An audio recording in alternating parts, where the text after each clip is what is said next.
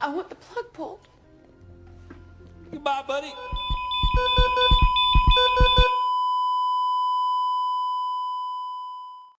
Assalamualaikum warahmatullahi wabarakatuh. We are from Group 3 and today we will discuss on the topic brain death and euthanasia. So before we move on deeper into our topics, let us look into the definition of both terms. So what is brain death? Brain death is the irreversible cessation of all functions of entire brain, including the brain stem, which means that it is a situation when our brain has been switched off completely or it couldn't be functioned anymore. The terms is euthanasia, which come from the Greek words eu and thanos. Eu means good and thanos means death, and combine it together it means good death. Okay, so the longer definition of euthanasia is the intentional termination of life by another person at the explicit request of the person who dies. Moving on, let us look into the types of euthanasia. So, Rosanna, Yes.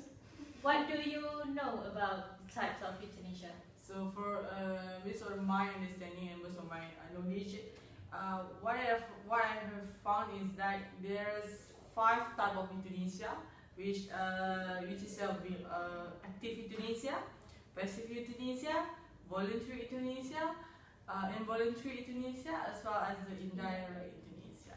So I will talk about the active euthanasia, which is mean by that a person who is directly and deliberately cause a patient's death. So it happens when the death is brought by an actions towards the person who want to die. So for example, situations where a person was being killed by being given an overdose of painkillers. So that's what we call as active euthanasia. And then moving to the passive euthanasia, it is not directly take the patient's life, but then it just allow them to die. Alright. So for example, when someone let the person die, with 2 ways, either to withdrawing or stopping or withholding the treatment of the person. So some people have said that the passive euthanasia is less bad than the active euthanasia. Something like that. So basically, from what I understand from the active versus passive euthanasia, active is when something is given to the patient, and while passive is something was not given to save the patient. Okay.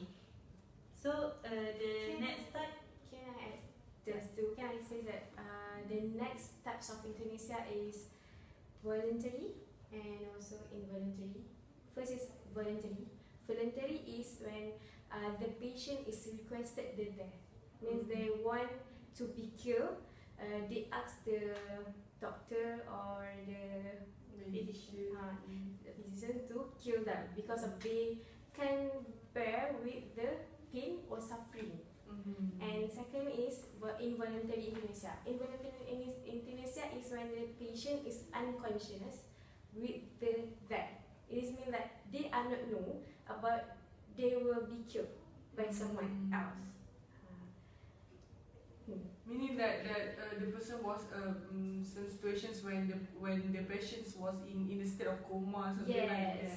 So the parents or the guidance ask to kill them because they want to take care or they don't have any effort to cure the patient. Okay. So what is the last types? Oh, indirect euthanasia. So basically, indirect euthanasia is by providing the treatment to reduce the pain, but it have a side effect of it where it speeding the patient's death. So it seems morally acceptable, but then we will look into the perspective of the Western as well during Islam as well. So moving on. Okay, moving on, we'll discuss on the Western perspective of euthanasia. So basically, for every doctors or medical practitioner, they ought to have an oath before they start to practice. And one of the famous oath is the Hippocratic Oath. And in the Hippocratic Oath, they had been mentioned that first, do not harm, which means that the practitioner should not do anything that would causes any harm or injuries to the patients. So even if we think about it, means that ethically or morally, euthanasia is wrong. But there are some countries that I've read about that they allow and legalize the act of euthanasia. So do you know which country is it? I think Netherlands, Belgium. Oh, yeah, Netherlands, Belgium, Luxembourg, Canada, and the other one is Colombia. Therefore, we will move towards how the Islam see these situations and the perspective of Islam on the rulings on hukum. So Aisha, I think you want to say something about Yes, that. of course. Of course. Of course.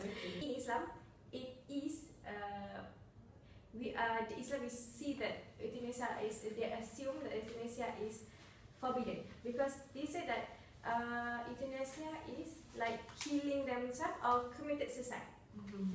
Okay, some ulama has said that who commit the suicide, they will not get the forgiveness by Allah and they will stay in hell. This is stated in Surah An-Nisa ayat 93, which in that ayah say that Allah will curse who are end their life intentionally, means that they want to kill themselves lah. So, but there are hukum that said that euthanasia is turned out to be makruh or haram, which first we state that euthanasia is forbidden, but euthanasia can turn out to be makruh or haram based on Syekh Al-Qadrawi say in kitab Al-Fatara Mu'sirah say that the euthanasia will turn to be makruh or haram based on two situations, which first is when the patient's in critical situation, secondly in when the patient's in suffer with the brain death and only hanging their life with the machines.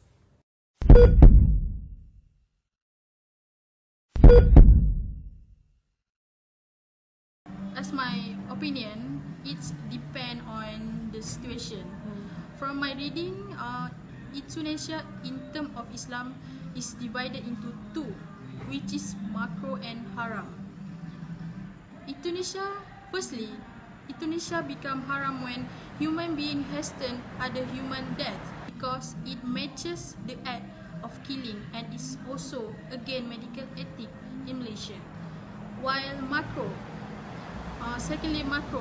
euthanasia makruh is stop action of life support machine if patient has been diagnosed with a brain death by a physician or no further treatment is needed. In my opinion, everyone have the rights to live, so euthanasia is quite cruel because sickness or illness can be treated. In my opinion, I would say permissible with consent because those from the healthcare profession, they still need to have the consent from the guardian or the parents of the patient or family. And second is, we know that patient is in the state of not have cannot support themselves. They need medical equipment. So what I think is actually they already in that. That's all from us. Thank you.